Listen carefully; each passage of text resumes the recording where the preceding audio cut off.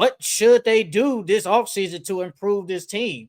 Like we talk about it all the time, they need another scorer, but I want to ask you another question. Should they go after, say, just another scoring type guard, or should they get like a traditional point guard, like hypothetically a Chris Paul or something? What do you think they need Um, more?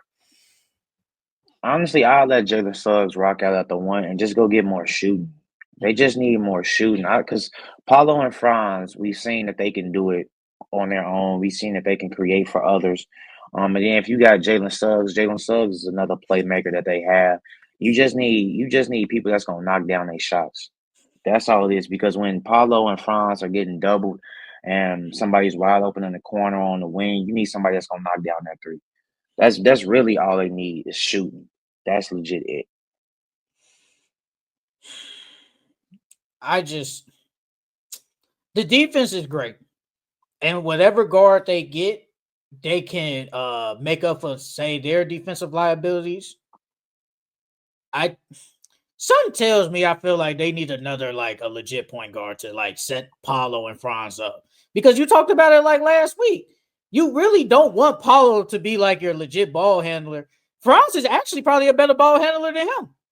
Yeah, he is. He is. So, but it's like, at least for me, it might be better if someone can put them in position to score and to make plays for, say, others.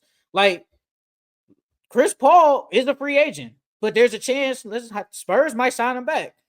Chris Paul on the Magic isn't the worst, because Chris Paul played all 82 games this year, and you don't need him to go crazy. You just need him to make things easier for Paulo and Franz.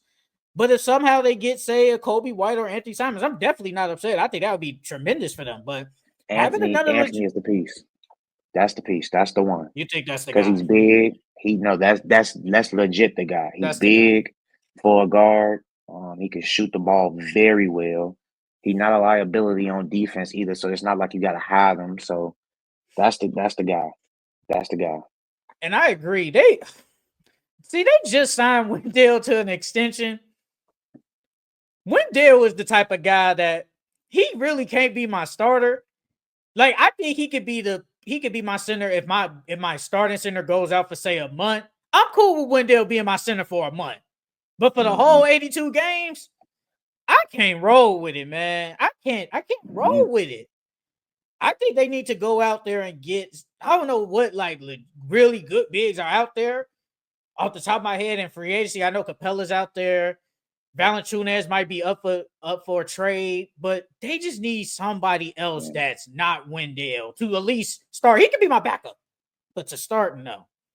They need a guy like they need a guy like Messi or a Nick Claxton, a guy that's gonna play D, rebound, and be a lob threat. Because if they had that lob threat, well, see the way they team is built is kind of weird because it's like Wendell was shooting threes because they needed shooters out there. But if they get shooters, I say only big that they just need like a live defensive big because now you got Paulo coming downhill, and now they're gonna have to step up on Paulo. Now you got a lob catching big, get easy 2 points like that. Because the Magic problem, they can never score easily. It was always tough twos. It was always tough buckets. They can never generate any easy baskets. For a guy Wendell out there shooting threes, he shot really bad. He shot 23% from three this year. Mm-mm. I get it. Like you said, we need 3-point shooters, but Jesus Christ, brother. He literally attempted two, and he basically was 0.5 for 2 to 2.3 attempts. Yeah, that's not good. That's not good. I know we don't have the And then shooters, but Jesus Christ.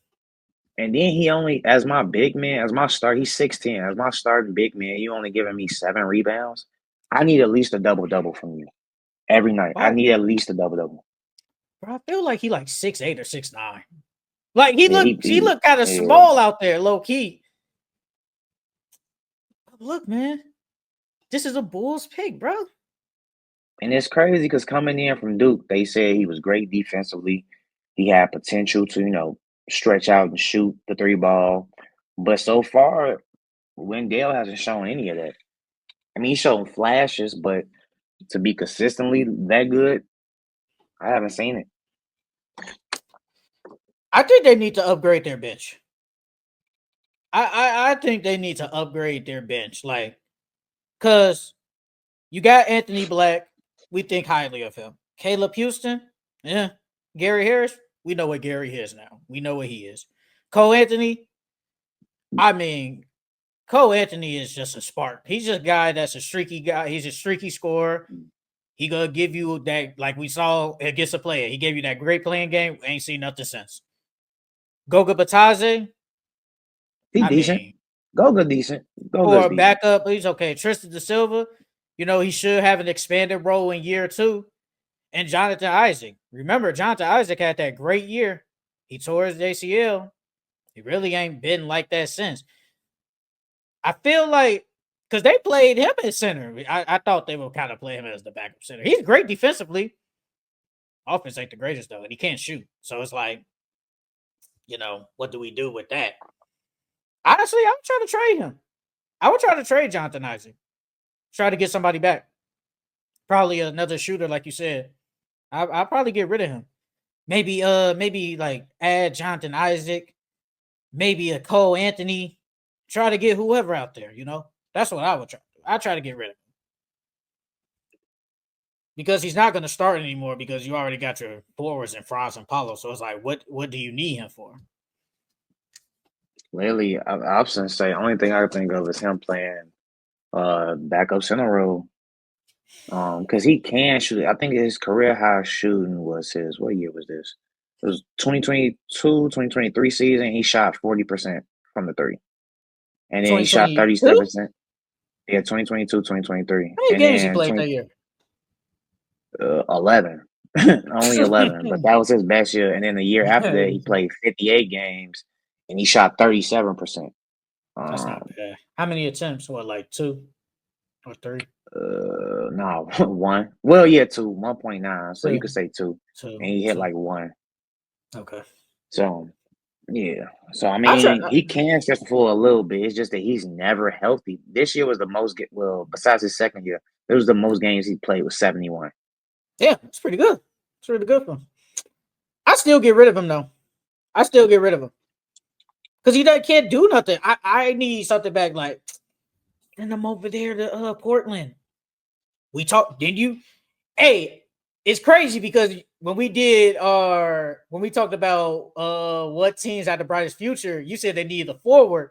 You forgot about Denny Avnia. You forgot about him. But maybe still send Jonathan Isaac over there.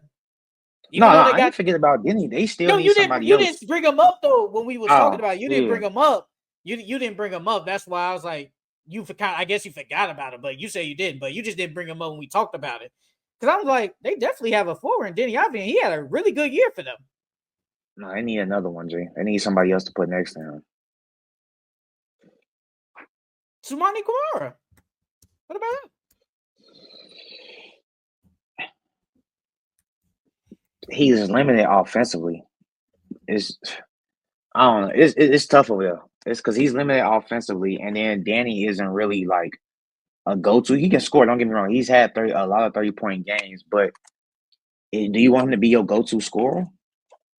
No, because we hope that maybe Scoot and Shaden could be those go-to scorers.